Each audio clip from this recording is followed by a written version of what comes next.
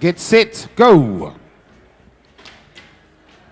Joel Henare, Joanne Kumiro. That's two representatives here on tables 1 and 2.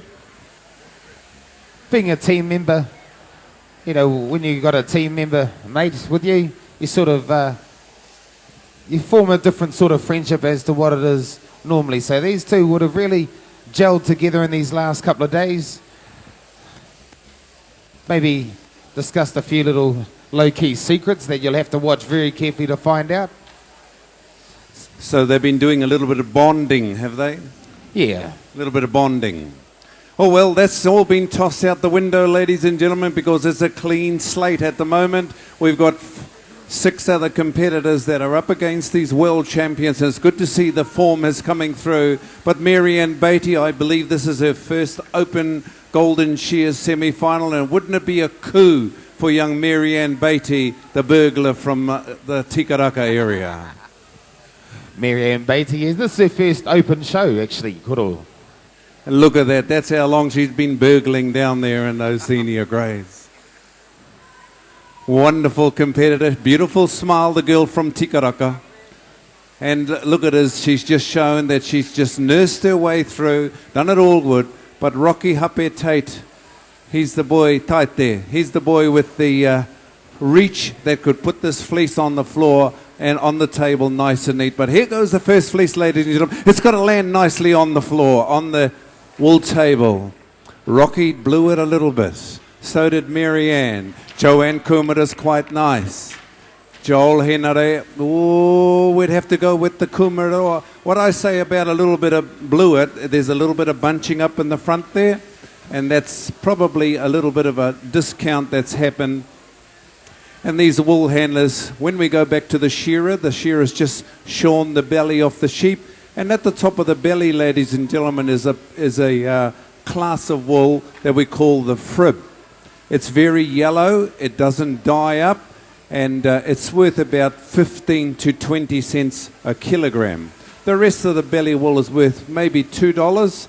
So the idea is the wool handler separates that little yellow bit, goes in a little basket, and if they left it all together, the farmer will be penalised, his wool will be discounted, and it won't work. And if you see the elders primary wools guys out the back there, they'll inform you a lot more. So the wool handler is adding value to the New Zealand wool clip, and these wool handlers are right on their game, ladies and gentlemen.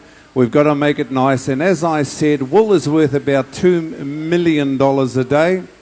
So if people say to you, oh, I work in a wool shed, and you frown on them and think, what a dead-end job, this is a very, very classy job. The fleece has gone in there. Marianne Beatty, little bit of wool on the top there, but Rocky, Hapetaite, he's the one, Tuma. He's got the reach. He sure Let's see how he got goes. the Make a reach. little bit of noise, Fano. Oh, nice. He's got that gentle touch. I like the looks of this fleece coming off on stand number 1. Here we go. Beautiful throw. It's man versus wild. Man versus fleece. Man versus fleece. And Joel Henare, he's a bit quiet. He's normally running around like a little chook, but he's a little bit more composed this morning. I think Joanne Kumeroa must be a calming influence on him, Tuma. Yeah, I think Joanne would be definitely a calming influence on him because he's full of energy. He's only a young guy. He's only 44.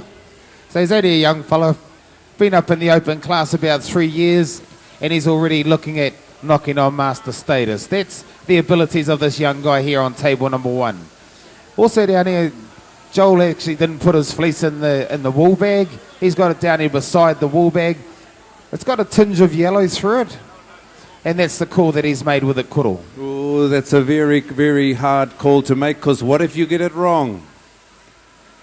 Audrey would be the one to make that call, I'm sure. If the wool goes out the back, they've got a special light there that picks up the yellow. I wonder if they're prepared for that sort of thing, unless these wool handlers have got it. We might have to have a yarn with Audrey, just see how they handle this yellow, because the eyesight of some of these judges would have to be 100%, Tuma.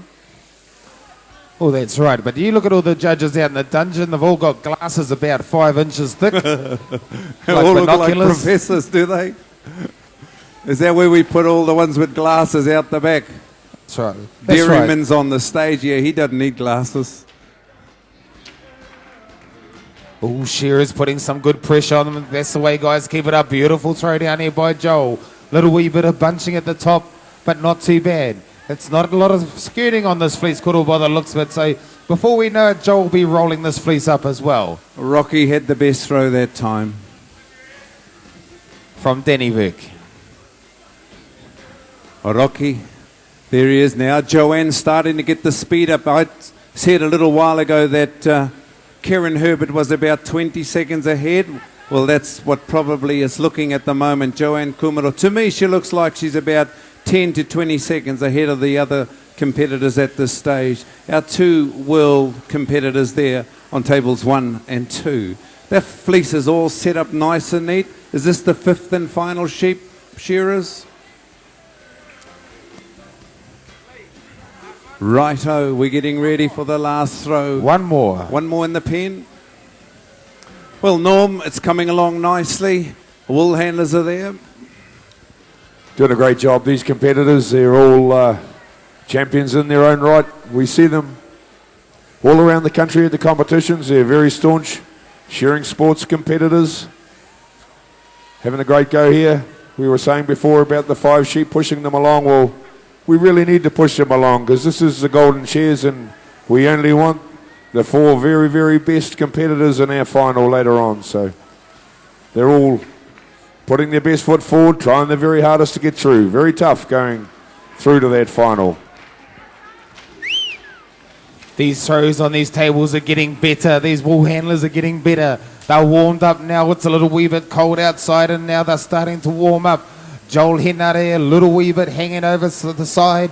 A little wee bit of bunching, but beautiful, nothing too major. Just looking down at Joanne Kumiro, table 2. She had a little bit overhanging as well. The weather outside is upsetting these sheep a little bit, knocking these shearers around, but these wool handlers, they've got it all under control, Kuro. Oh, this young lady here, Marianne Beatty, beautiful stylist. She had the best throw that time. Didn't see Rockies, but there was a little bit of noise made. But we just don't want to influence them. But you can see with these beautiful white lights, I think they're called TDL 60 or something like that. They are specially designed to show out the characteristics of this beautiful natural fibre. Ladies and gentlemen, this is the fibre that the world is demanding. Aeroplanes now stipulate that the carpets in an aeroplane have got to be a natural fibre, not man-made. And wool fits the bill nicely. That's where we've seen a resurgence. But in New Zealand, we've got a real shortage of wool.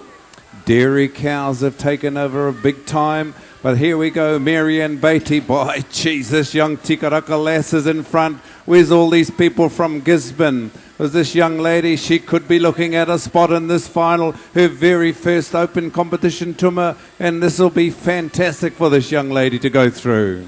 It certainly would. Marianne Beatty is living the dream at the moment. She's where she should be. Here she goes. Throws that fleece. Beautiful throw down there is table 3 and 4. Oh, 1 and 2. Okay, 1 minute 30 seconds. Every 5 seconds up to 1 minute and 30 is 1 point. Then after that, 1 minute 30, it's 1 point per second. So speed is a factor. Let's see how you can work those fingers. This is sort of how it is after lunch in a wool shed when everyone's had a little bit of a sleep, had a real good feed, full of energy. The shearers are feeling good and they are gunning it. So these wool handlers have to gun it as well. Watching Joel Henare working around the top of the table, neck wool gone. And he's down to the last leg. He's skidding that last leg. Nearly going to be roll-up time. But I think it's down there. Kuro on table 3, the young girl from Tikaraka. Oh, she's underneath the table, ladies and gentlemen. Bring this little Tikaraka girl home. Under the table, it's there. She's about 25 seconds ahead of the other ones, Tuma. Joel Henare now has to start up and pick it up. But it is this young gun from Tikaraka. Here she goes. Rocky's picked up his broom. Here she goes now. Round the top of the table. Little bit of homework. You're starting to fluff around now, girl. Get in there, get hard, get in the cold face of it all. Onto the floor is this Rocky, but here he is. Joel Henare coming back quicker than lightning. Oh, he's put his broom up. Marianne, don't worry about that. There she goes. Rocky got a little bit more to do, but he's got a beautiful floor. Joanne Kumare. Ladies and gentlemen, give those Open Wool Handling Ag ITO semi-finalists a good hands. Now what the judging at the hands are it's in the judges' hands. Now looking at the floor, just have a look there.